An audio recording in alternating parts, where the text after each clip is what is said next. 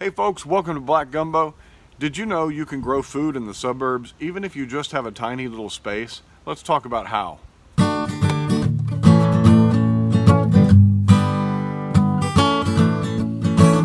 If you want to know how to garden in a suburban space and you need the motivation to get going, stay tuned. I've got food in my fridge. Lots and lots of food. Look at this, I've got food in my garden. I've got some kale here, I've got some lettuce here, I've got onions, and I have future food. Okay, here's a word about timing. Let's say that this current crisis prolongs itself and food becomes a little more scarce and we can't go to the grocery store and pick up our normal food stuff. We have, and I hope that you also have, the ability to feed yourself out of what's in your pantry, what's in your fridge, what's in your freezer for at least 90 days. 3 months. That's what most of us could eke out of our food, of our cans, of the stuff we don't like that we shove to the back, but it's still food, for about 90 days. Well, 90 days is pretty much all you need to grow a crop that will feed you. So if you're thinking about gardening and you think, well, I need food now, well, really, most of us really need food, a month from now, or 2 months from now, or 3 months from now, because that's when, if there's a crisis, that's when you're going to have your need, and you want to have something available for you at that time. So now is the time. If you've never gardened before, now's the time to put in a garden, because in 70, 80, 90, 100 days, you could have food available for you if you are prudent and wise and start working now. So watch on, and I'll talk about some tips that should motivate you. I hope they motivate you, and I hope they don't deter you. But we have so much available to us now, so many blessings like the internet, education, free information, that you can garden in your suburban backyard. You can make food for yourself, and you can do it in 90 days. I've been growing on my little quarter-acre lot in the middle of the suburbs for almost 20 years now. And you can garden in the suburbs and produce food in your own backyard. A lot of people don't know how. They think, wow, it's too hard, it's too technical, I don't have the skills, but you can do it. It's actually fairly simple. It just requires work, it requires effort, it requires educating yourself. In today's hysterical times with the virus out there and everybody hoarding toilet paper, this is a picture of a calamity that in history, these kinds of things have actually happened over and over. We haven't experienced such a thing in our nation in a long time, and people have forgotten how difficult times can actually be and how prudent and wise it is to at least have a little bit of self-sufficiency. You don't have to provide everything for yourself. Sometimes you don't have the room to farm. Some folks have a balcony, some folks have a little backyard like mine. You don't have to have an acre or 10 acres to be self-sufficient or to affect your self-sufficiency. What I aim to do with my garden is to supplement what we normally buy at the grocery store.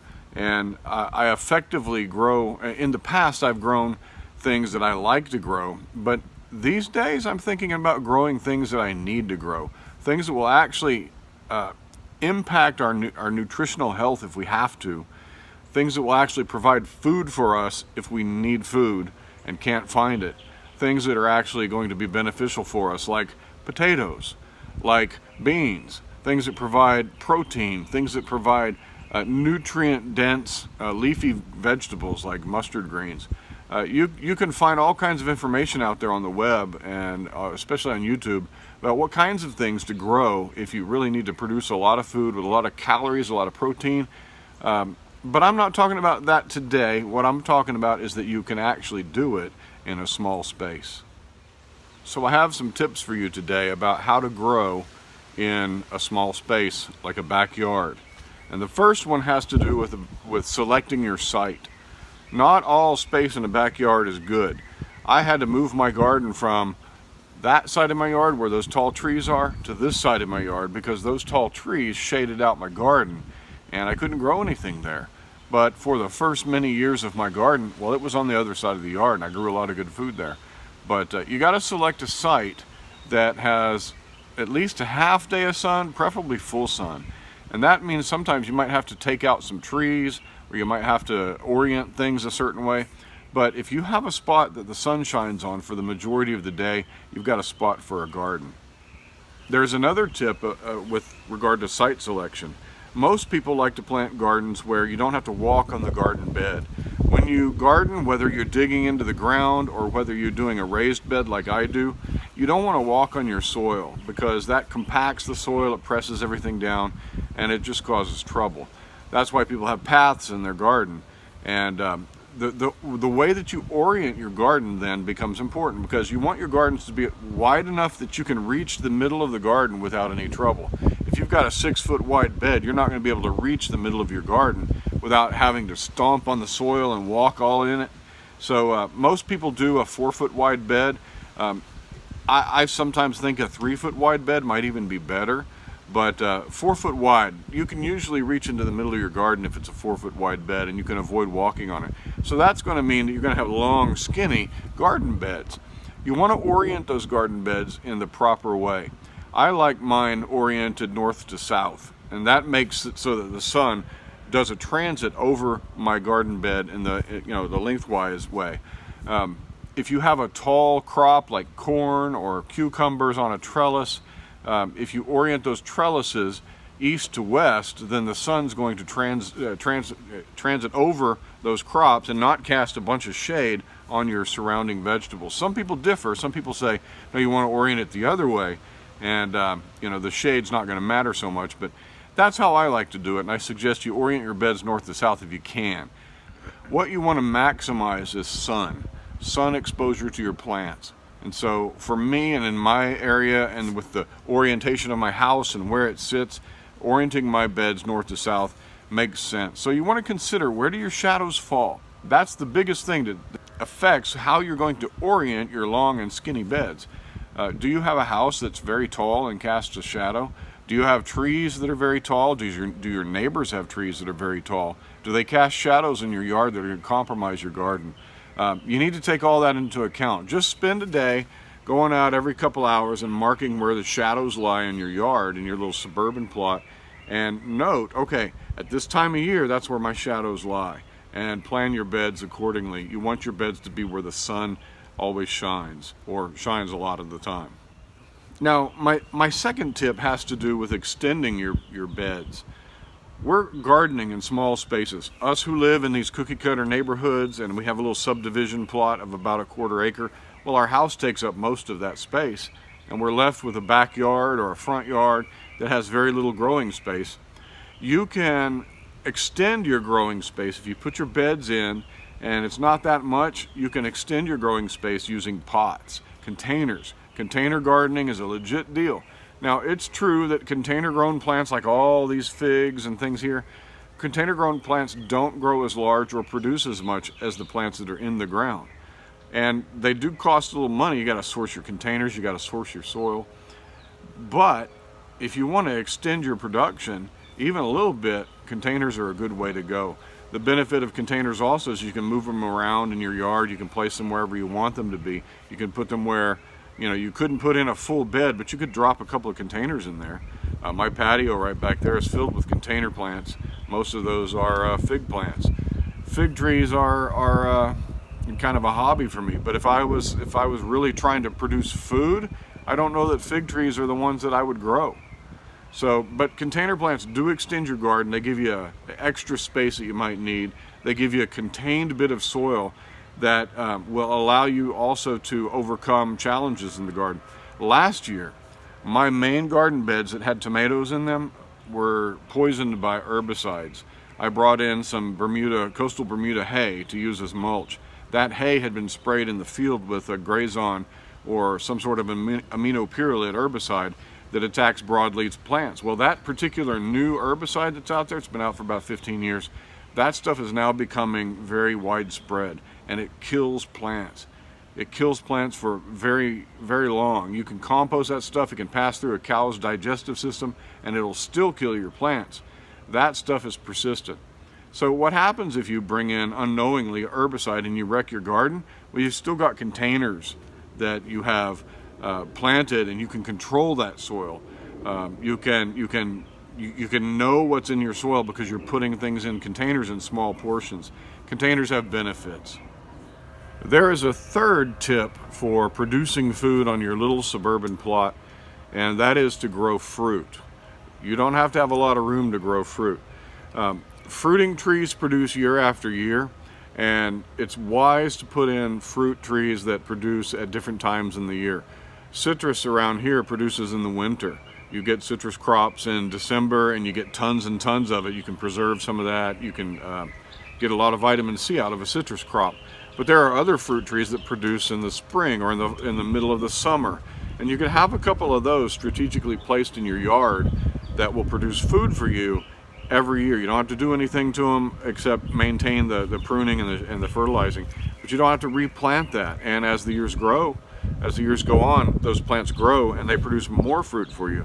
It's slower, but it is an annual production plant. And so I recommend that if you've got a little plot, put a couple fig trees, put a couple citrus trees, put a couple apple trees if you're up north, pear trees, peach trees. Put some trees in that grow fruit. So right here behind me, this is a grapevine. Muscadine grapes, they're the only grapes that really grow reliably in my area in Zone 9. But muscadine grapes put on now, after 3 or 4 years of tending these vines, now they produce for me a bunch of grapes. About 40 or 50 pounds was what I brought in last year, and this year I expect more. So those will produce every year for me, and I hardly have to do anything to them except prune them once a year and fertilize them every so often. But they produce reliably. They're a linear shape. They're along my fence here, so that they don't take up a lot of space. They don't take up a lot of gardening space. I can store garden stuff underneath them. There's a perfect solution for a small space. I call this my micro vineyard because it's so small. I've got 4 grapevines here, and I keep them to about 16 feet each. So yeah, you can put in a grapevine in your yard. You can put in a source of food that's going to produce for you every year in the late summer. Everyone in my neighborhood has an oak tree in the front yard. That's what the builders put in. You get an oak tree with your house. And so there's oak trees everywhere. And when we start putting trees in our yards to beautify and to make our little quarter-acre lot look pretty, we put in ornamental trees. I've got some Bradford pear trees over there that we put in back before I was a gardener. I didn't know anything. If I'd have known that I was going to be a gardener one day, maybe I would have put in a pear tree, a real pear tree. Maybe I would have put in peach trees or something. Fruit trees, better than ornamentals. You can see I've got some citrus trees here growing in pots. I would keep these trees small, and if you have small space, that's a wise thing to do. This lemon tree would be twice that size by this time in its life if I didn't trim it back every year.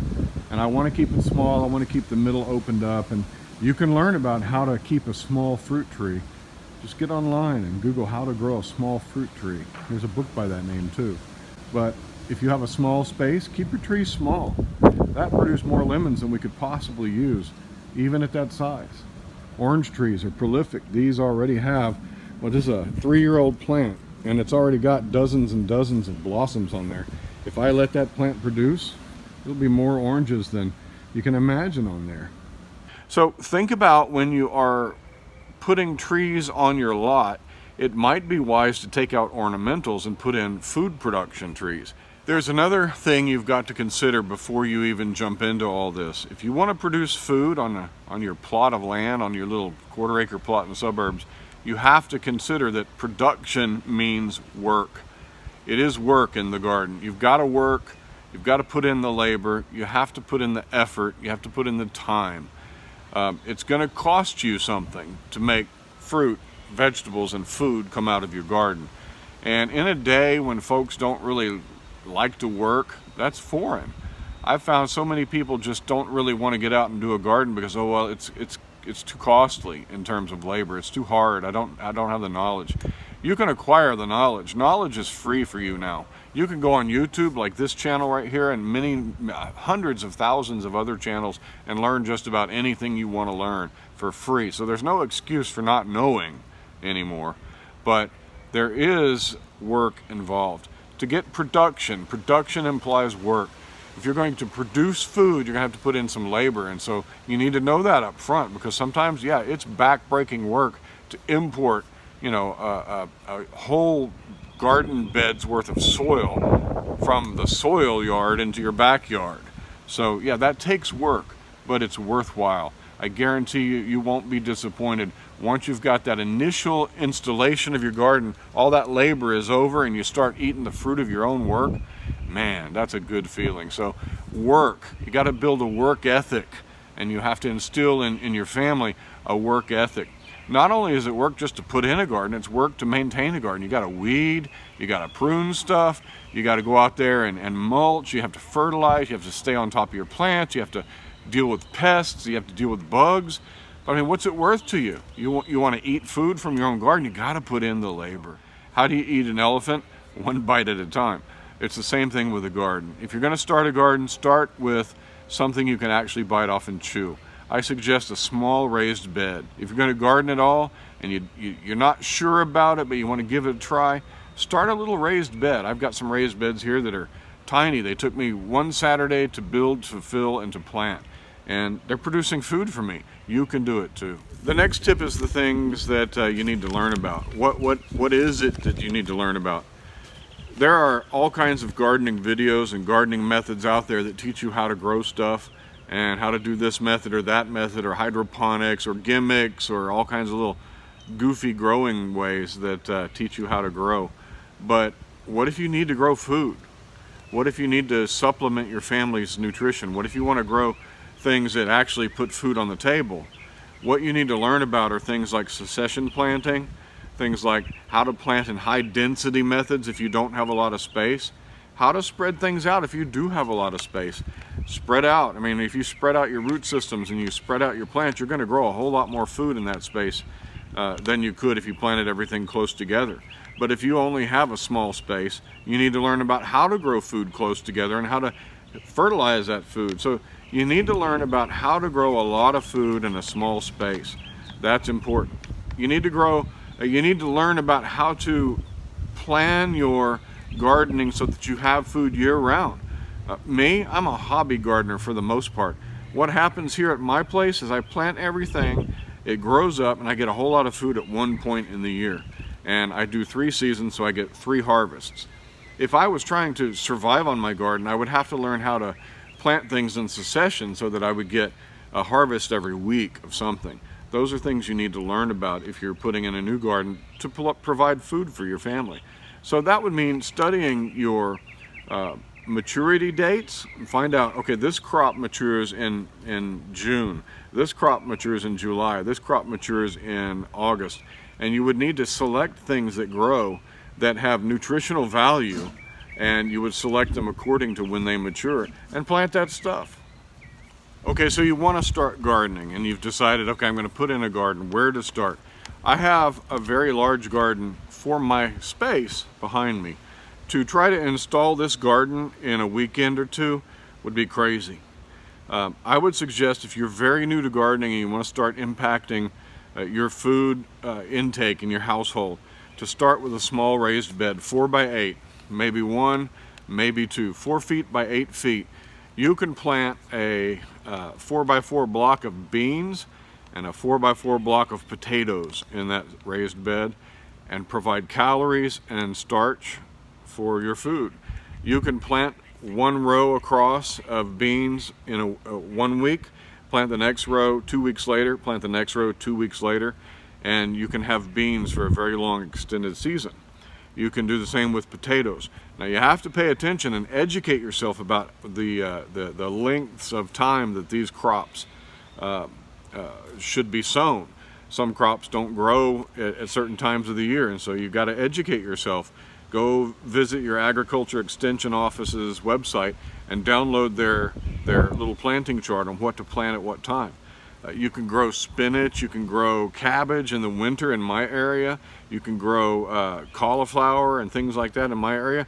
The problem with those kinds of crops is they take a lot of space and you don't get a lot of food out of the space. So if you're trying to grow production food, if you're trying to produce food to eat, Summer or winter, spring or fall, you have to study the kinds of plants that you that produce a lot of food for the space they take up.